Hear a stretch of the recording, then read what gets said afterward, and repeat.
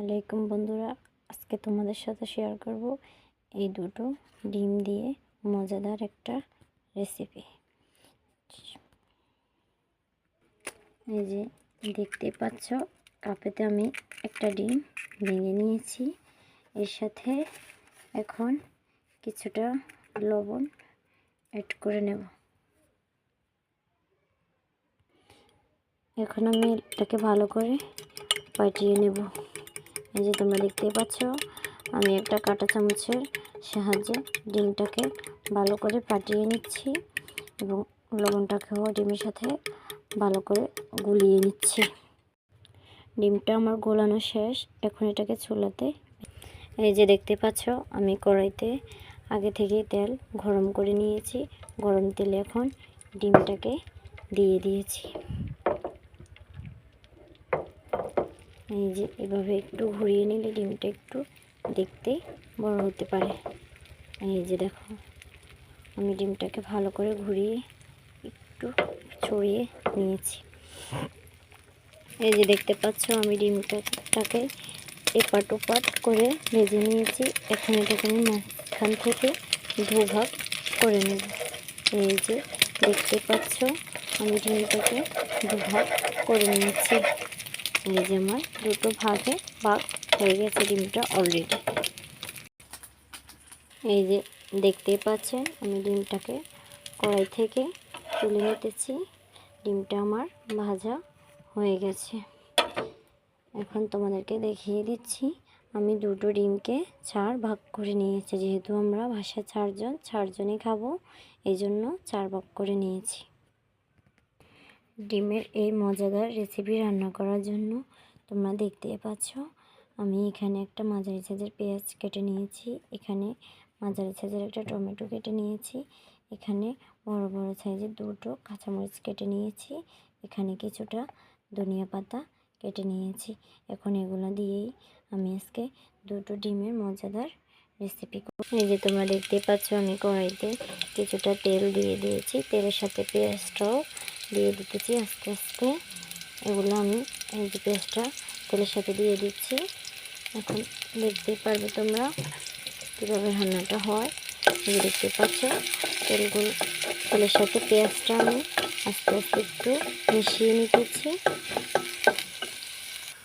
এখন আমি এখানে কিছুটা রসুন বাটা দিয়ে দিয়েছি। এটাকে পেঁয়াজের সাথে ভালো করে নেড়ে ছেড়ে নেব। একটু ভালো করে ভেজেও নেব, যেগুলো যেন রসুনের কাঁচা একটা আস্তে গন্ধ না থাকে। এখন আমি এখানে আগে থেকে কেটে রাখা টমেটোগুলো দিয়ে দিতেছি। এই যে দেখতে পাচ্ছ, আমি টমেটোগুলো দিয়ে দিয়েছি। এখন এর সাথে কাঁচামরিচটাও দিয়ে দেব। এই যে দেখতে পাচ্ছ, কাঁচামরিচটা আমার দেওয়া হয়ে গেছে। এখন আমি এগুলোকে একটু ভালো করে নেড়ে ছেড়ে একটু ভালো করে ভেজে নেব। এখন আমি এর সাথে পরিমাণ মতো কিছুটা লবণ দিয়ে দেব। লবণটাকে ভালো করে টমেটো পেঁয়াজের সাথে মিশিয়ে নেব, ভালো করে একটু নেড়ে ছেড়ে নেব। এখন আমি এর সাথে দিয়ে দেব গোলমরিচের গুঁড়ো। এই যে তোমরা দেখতে পাচ্ছ, আমি কতটুকু দিয়ে দিয়েছি।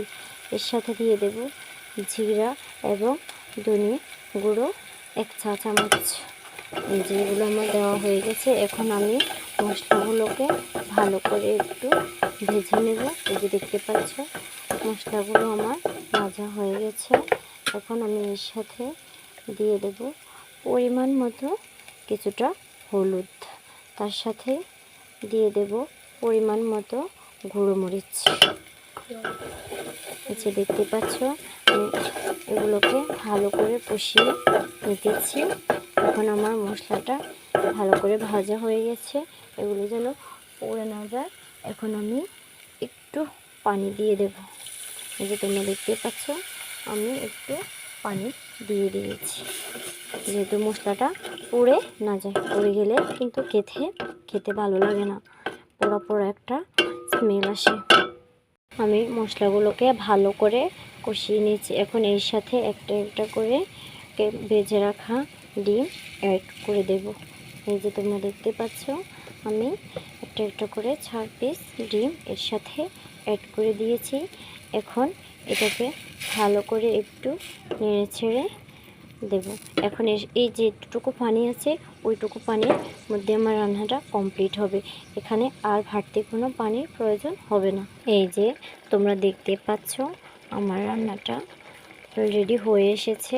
এখন আমি এর সাথে ধনিয়া পাতাটা অ্যাড করে নেব।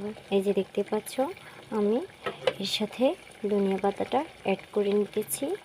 ধনিয়া পাতা অ্যাড করা আমার হয়ে গেছে।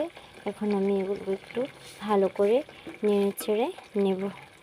এই যে দেখতে পাচ্ছ আমি এগুলোকে ভালো করে নেড়ে ছেড়ে নিয়েছি।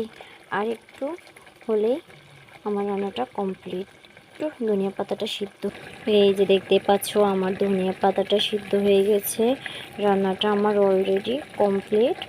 আমার রান্না হয়ে গেছে। আমি চুলাটা অফ করে দিয়েছি। এই যে দেখতে পাচ্ছ দেখতে কত সুন্দর হয়েছে, খেতেও কিন্তু অনেক মজা। যখন তোমাদের বাসায় মাছ মাংস কিছুই থাকবে না তখন তোমরা চাইলে 2টো ডিম দিয়ে 4 জন খাওয়ার জন্য এভাবে এই রেসিপিটা করে নিতে পারো, এই ডিমের ঝোল রেসিপিটা। এখানে আমি আরেকটা কথা বলে দিই, তোমরা চাইলে কিন্তু গোটা ডিম দিয়েও এই রেসিপিটা করতে পারো। ভিডিওটা ভালো লাগলে চ্যানেলটা সাবস্ক্রাইব করে দিও, পাশে থেকে বেল আইকনটি